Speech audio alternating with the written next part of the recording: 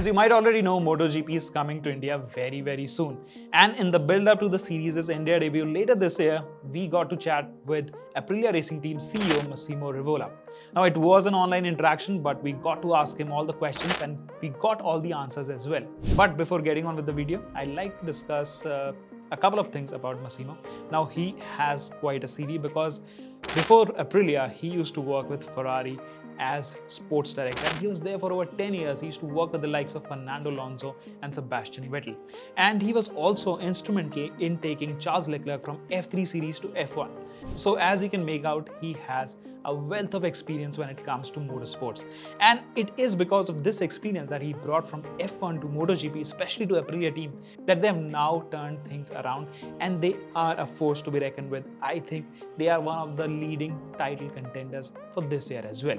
Now, I'm not going to delay this interview further for you guys, so you guys just watch it, and once you're done watching, please do like this video, subscribe to our YouTube channel, and also don't forget to share it with your friends who love MotoGP. So welcome to autoX, Mr. Massimo. Thanks for taking out your time for this interaction, but I'm hoping it's not much of an inconvenience because MotoGP is currently on a 3 weeks break. So how are you spending your time off? That there's not much really resting between one race to another because you need to try to be perfect all the time. And even when the championship is over, you realize that you are already in lay for the following year for all the preparation and the bike in particular. So let's say racing is that kind of job that you love it because that is your passion, but it takes everything from your life, and that's it. It's like this. Okay. So, I mean, regarding the 2023 season, Aprilia came in as a hot favorite for the title, but I think it hasn't really gone to plan till now. And I think it's mostly down to bad luck because what happened with Maverick last race. And again, you had the pace. So again, it's a long season. You've got sprint races as well. You've got main races that are a lot of points on the table. So how are you planning to turn things around for both Alicia and Maverick? Actually, you're right when you say that we are not getting what we should deserve. I think we showed that the speed is there, but for one reason or another, we didn't deliver at the end the right performance, especially on Sunday. There's not much really that you can do that you cannot control, but you can control everything you do. I mean that with the level that you have in MotoGP now, if you want to succeed, you need to be perfect in all your areas. You need to be perfect in all the session while you're running, and you also need to be perfect also out of the session. So to analyze why things went in that way, why the competitor were doing that performance or another one. Eventually, still we didn't do exactly what is supposed to be done to be the best. But for sure, we are looking forward to that race weekend that will give us a bit of rewarding. And I'm quite sure that once we win the first one, we will get a few more even in a row. Hopefully starting from Zen, that is the next one. Yeah, of course, obviously. So again, given the performance of the RSGP last year, it's the only bike probably which can hold a candle to the Ducati, because Ducati, as we know, has been for a while, it's been the most dominating bike. But last year we saw that Aprilia is there. Aprilia is probably, overall, people say that it's the best bike on the grid. So have you made any changes in the 2023 version, and in what areas have you improved? If you can just give us a bit of a technical sort of viewpoint on this. Yeah, we did some upgrade in many areas. Let's say that from the areas where you can get numbers, so you can measure your gain, for sure is a step compared to 22. I'm speaking about the engine. I'm speaking about the aerodynamic, because when you go into the wind tunnel, you can measure really what, even if you can measure in the wind tunnel, but the track sometimes has different feedback from the riders. But I have to say that from the aero point of view, the 2023 is a step forward compared to 2022.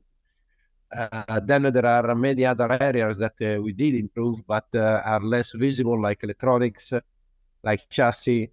So today, I think it's not a matter of finding half a second like this because you invent something, but fine-tuning many areas to get one, two, maybe three times sometimes, and get the best out your package. So again, you just spoke about aerodynamics, right? And it's been a topic of discussion in MotoGP because a lot of fans are complaining that there's less overtaking now. Of course, the racing is close, but a lot of fans are saying that it's going the F1 way. Now, since you have the F1 background, so how do you think things will change, and how can racing be, more overtake friendly? We know MotoGP racing is very close right now, but a lot of riders also complain that overtaking is becoming a problem nowadays. So how do you think you can solve that and also keep the racing close and interesting for fans? This is a very interesting question because when I joined MotoGP, I raised the point straight away at the first race, and I said, believe me that if we want to go to the aerodynamic area development, we are going to hurt ourselves because it's going to be bloody expensive, bringing performance, and also making the show a bit more difficult. I don't want to say better or worse, but more difficult. It's true that with the level of our package that bikes are now, it's becoming more difficult to overtake. And I actually one of the guys that push the most aerodynamic, bringing Formula One engineers into the team to develop aerodynamic, and simply because with the money that are spent in Formula One in aero, people knows what you can do.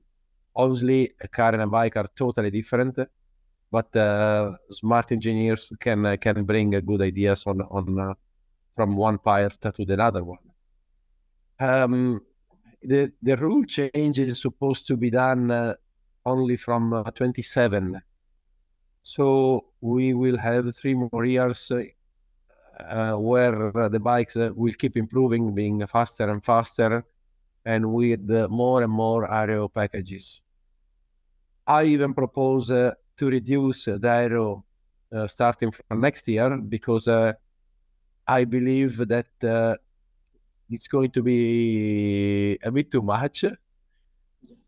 But to change the regulation before 27, we need all the manufacturers to agree. And it's very difficult to find the agreement between all the manufacturers. But despite, I think we are one of the leaders in MotoGP from this particular point of view, this particular area. I'm happy to do 1 or 2 steps back and reduce the aero effect on the bike and leave that more to the rider in particular. So I kind of agree with you.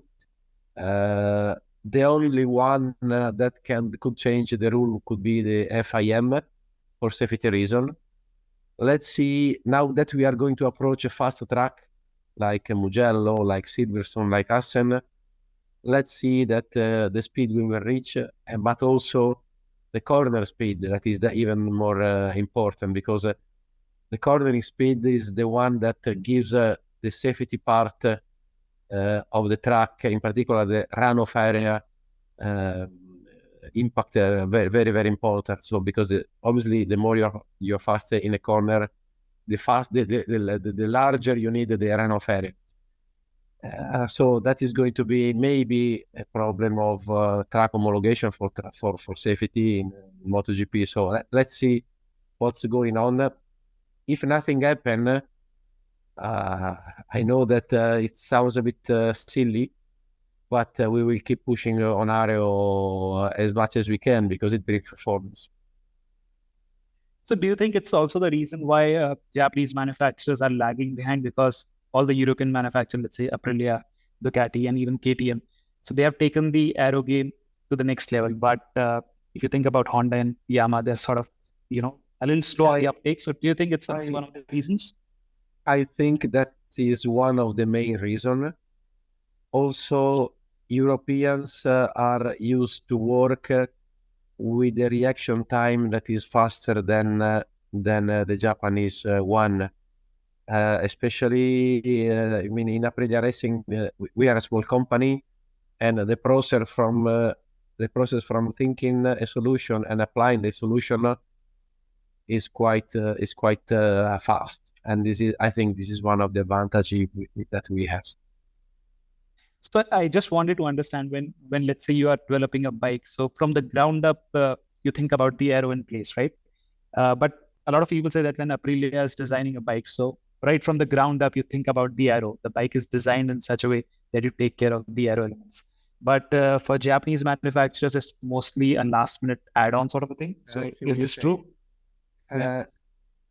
Well, I cannot speak for the Japanese for sure, but I can speak from our point of view for sure. When we design the bike, the aero part is not something that we add at the end, but it's something that it's part of the designing of the bike since the beginning, because there are things that you can see on the outside, but there's also a package that you don't see inside, and that involve also the aerodynamic part quite a lot, because you have radiators, you have cooling of the rider, you have cooling of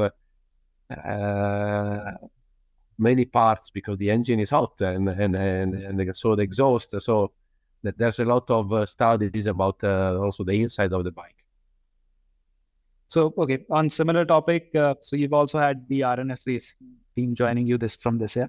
So how much of an impact does it have as, from development point of view? And you've also got fast riders in Miguel Oliveira. So how much of that helps you in terms of designing, taking the new direction?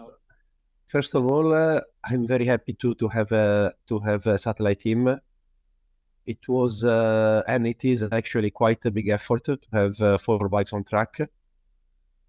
Especially because the way we are following the satellite team is quite deep. So we are working quite close to them, because we want to get really the best for them, because at the end there are 2 Aprilia Racing riders in those bikes.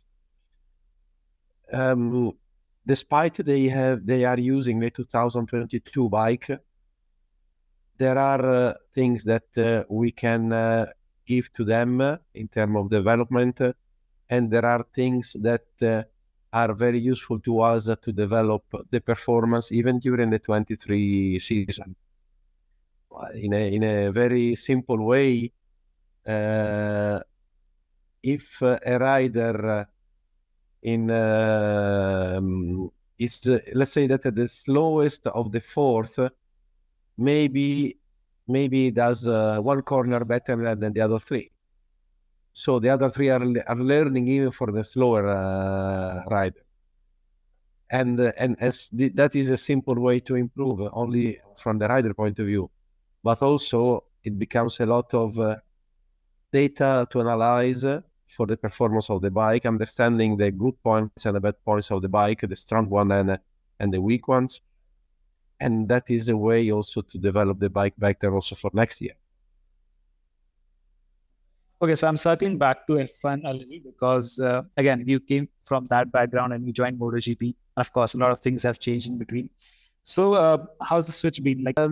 The main difference is the dimension, because Formula One, everything is bigger, because the car manufacturer by definition are bigger than the bike manufacturer. So the amount of investment that you do in Formula One for sure is much bigger than MotoGP. At the end, everything is different, but in a way, everything is very, very similar.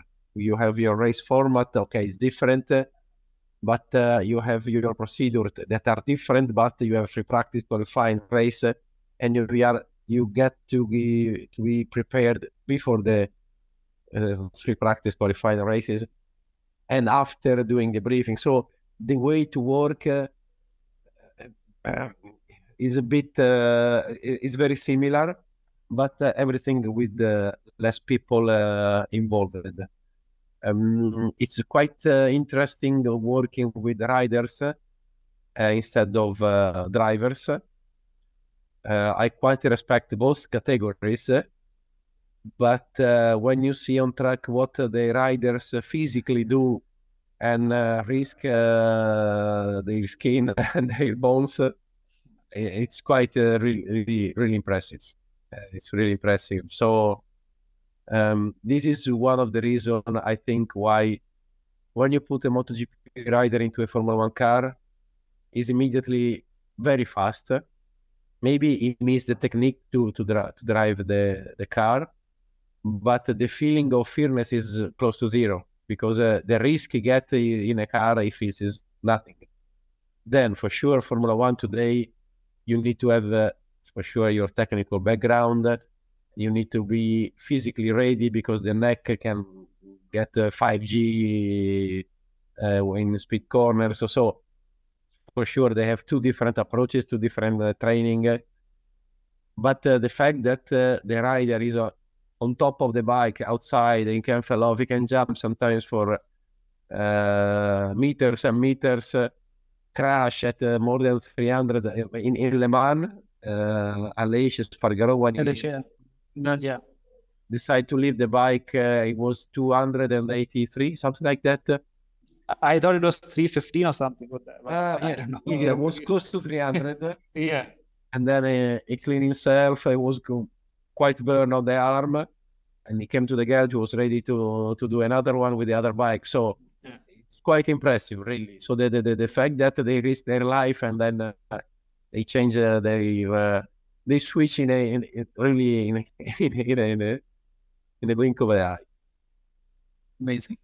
Okay, so since we are on the topic of F1, what do you think of Ferrari's current situation? This is a question that I've been asked by my colleague, because they're F1 fans, so they wanted to understand what's your take on Ferrari's current situation? How do you think they can come out of this difficult time? First of all, I'm really sorry for the situation at Ferrari is now, because I spent there 10 years and they were beautiful years. And I have many, many friends there. You know, I don't think it's gonna be again from one day to another day to improve, since the level of all the competition is really high in F1. The investment are really, and when you see in Formula One even more than in MotoGP, because it's more car related than human related. I mean, rider related. When you start having a good year because of the performance, it's likely that you get a sort of cycle, like a Schumacher era with Ferrari, Lewis Hamilton era with Mercedes. Now it looks like there is a Max Verstappen era with Red Bull. So because the base of the car and the structure of the company is so solid that the performance get a lot of benefit. So I think a bit of time is needed by Ferrari and all the Ferrari fans like me that they want to see the red car in front, and especially in my case with the Charles Leclerc. I mean, it was part of his growth. So for me, I know I cry when I see him behind, but it's part of the game. At the end, the only one that can win, and in F1 is really, really tough. So again, not F1 now, we go back to MotoGP. So this is something related to the future of MotoGP. Now there is an ongoing debate between going electric or using synthetic fuels in the future. So what direction do you think will be more feasible for MotoGP in the current scheme of things? Well, despite I respect a lot the electric mobility, but urban mobility, I think that MotoGP must be super noisy, super performing, give most adrenaline possible, and therefore I think that the current situation is the right one, and more or less I think that it should stay on the same line. I don't know if let's say the capacity of the engine will be the same in the future, but maybe we find a way to have a lower fuel consumption. I trust a lot in the new fuels, the e-fuels, let's say we can call it, So next year we will go to 40% e-fuel, and from 2027 100%. So at the end, this is done to remove the electric is done to remove CO2. And if with the new fuels we can remove the CO2, really I even don't see one reason to go electric for the MotoGP. So it's noise the everything that keeps you going? You're a big fan of noise? I'm a big fan of good noise. It's sound more. It's the sound more than noise, and it's it's one of the we have a five sense for sure. True. Our bike activate one of that sense quite a lot, and bring adrenaline. You will hear when you will be in India. I think that racing in India for us manufacturer is a super good news. We are really super happy to come to India. It's a very important market. It's one of the place where the future will be for us. So we are really happy to be there. India is not just a market, very important, but I have the feeling that it's going to be a sort of place where the passion for motorbike can also be very, very high. And I think they will all, let's say, take us really in a very positive and passionate way. And I'm really looking forward to that GP. In fact, probably it's one of the most important GP of the season, and the new entry of the season. Last year there was Indonesia, also quite important, but India is always a big step. Because I have just one last question for you, and it's a bit tricky one, of course. So which of the current non-Aprilia MotoGP rider or riders would you be interested in hiring for your team next? I know it's a tricky one. In short, like who's your favorite non-Aprilia rider on the grid right now? I have to say that I wanted to have the rider lineup that I currently have, and I'm really proud that I managed to achieve the lineup we have now. I rate, obviously, well, we know our captain Aleix that was fighting for the title last year. I think Maverick is the highest talent of the grid, and we were really.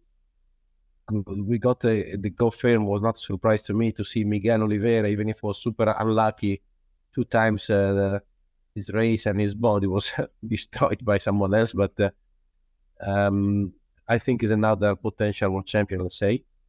I trust a lot also Raul Fernandez that I'm sure he will, even if he's the youngest of the MotoGP grid, I'm sure he will go very, very soon on top as well. So I'm happy that I have what I wanted to have. Obviously, if you ask me which one do you think is out of your 4 is the best one, well, the numbers are telling us that Marc Marquez is still Marc Marquez, and for sure is one of that rider can, I would say, cover many problems if you have in your bike, and be super competitive despite your bike is not sometimes. So I'm sure that Marc will fight for all the races till the end of the season. Hopefully we can beat him, but he will be one of the guy that you will always have there to beat. So I quite respect. That's quite interesting too.